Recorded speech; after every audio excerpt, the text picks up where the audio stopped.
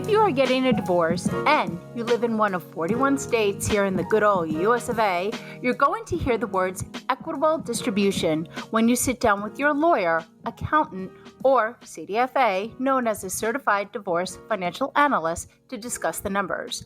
If you don't know what equitable distribution means, we are going to bring our financial expert in to explain. Donna LaScala. She's the president of Comprehensive Divorce Solutions. Donna is also a certified financial analyst. She is also a collaborative financial neutral and was recently recognized and received an award as the premier businesswoman of Long Island, where she is based. Donna, welcome. Thank you so much, Ilyssa, for that wonderful introduction. And congratulations on a well-deserved accolade. Now, New York is an equitable distribution state. And when it comes to the financial portion of a divorce, how do you help clients understand what they have and what the values are on each of these assets? So the first thing we really need to discuss and unbundle is what equitable distribution really means, because there are a lot of misconceptions about that. Equitable distribution does not mean equal. It means definitely other than that. It means equitable, which is a distribution based on the need and ownership of each individual. So when you're looking at the finances, you really have to know not only the specifics of each asset, but you also have to see the bigger picture. And there are a lot of things that go into that, determining what is marital, what is premarital, what is individual, what is joint, what is retirement, what is not retirement. And all of those things, including the house, the marital residence, or any other real property, needs to fit into the whole picture before you start to talk about who gets what. Yeah, and speaking of who gets what, you work with a lot of clients who are 50 and older. And one thing that comes up during these discussions are things such as 401ks, retirement, and pensions, which you just made reference to. So how does one sit down, with a couple and decide what they can keep, what they may need to forego, what they may need to share, and what's the difference between all these different accounts? It's a very good question, and it does come up a lot because people have a knee-jerk reaction to certain things, and let's just say the wife will say, well, I'm keeping the house so the kids and I can live in the house, and the husband may say, well, I worked for that 401k or that pension, and I want to keep my money. And they don't really realize what goes into those decisions and the ramifications of those decisions. So let's start at the beginning. So a 401k or a 403b or an IRA, and there are various derivations on that theme, are cash value retirement accounts. There are requirements as how the money goes in. There are requirements as how the money comes out. They are individually owned. They are tax deferred. Then you have a pension. A pension is really an earned future income based on the person's work history, their salary, how long they've been employed, and the pension has rules and regulations as to what is earned and then what the income is going to be at retirement. A 401k does not give you an income. It gives you a cash value, a lump sum of money. Then you have to decide what you're going to do with it when you retire. So those are two very different things, and you're really not comparing apples to apples. One is a lump sum, one is an income. Very different things. So when people say, well, I'll keep this and you keep that, they really need to be very careful because they're not comparing things like to like. So that's one part of the conversation. Then you have the tax ramifications of all. When you have money that's been growing tax deferred in a 401k, in a pension, in an IRA, in a 403b, once you start accessing that money, you have to pay taxes on it. When you're in retirement and receiving your pension, you're also possibly paying taxes based on your whole income picture. But the issue really becomes, do we offset one versus the other? Who's paying the tax? If we're sharing it, is it equally shared? And there's a lot that goes into those calculations before you actually come to the end result. The biggest mistake that people make is when they're looking at the bottom line and saying, okay, well, in wife's column, there's $300,000.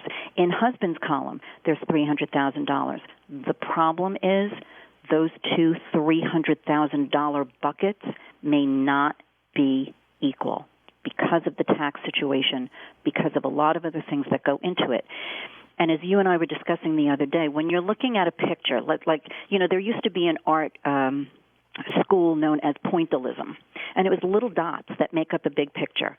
When you're looking really, really close at the dots, you see each individual dot, but the further away you get from the painting, you see the whole picture.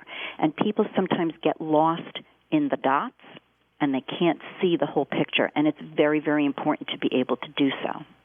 Yeah, we were talking about that. And I remember we were even laughing because when you're sitting down, when you get to this portion of the divorce, it is a lot like connecting the dots. And I remember I used to do that as a kid. So you can see the big picture. So every dot represents something in the divorce that you are trying to find a solution, an agreement to, so people could then move their pencil to the next dot so they can complete the picture and move on to survive and thrive. Absolutely.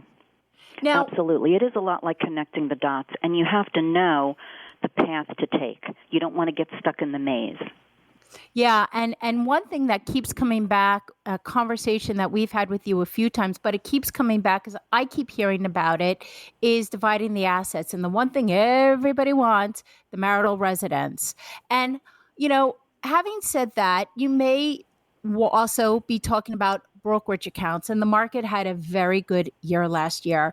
So if somebody is talking about brokerage accounts, if somebody's talking about the marital residence, how do you compare the values of each when it comes to something such as equitable distribution? Well, the thing with the marital residence is there's a lot that goes into figuring out what it's actually worth. Right now, we know that the real estate market is inflated.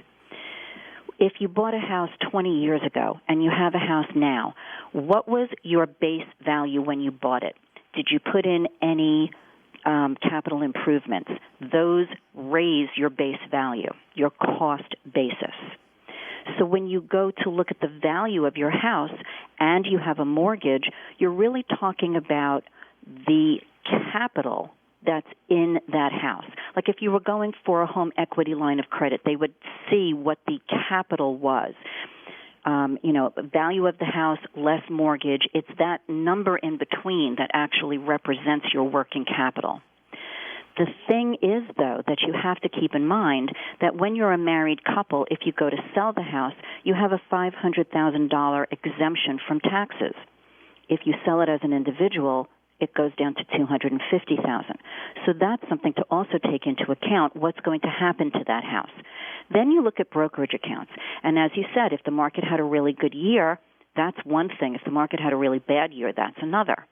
So when you're talking about splitting a brokerage account, you have to, again, know how the asset began, what it was purchased for, what the possible capital gains are if you sell the position, and what's involved in the transition from maybe a joint account to an individual account.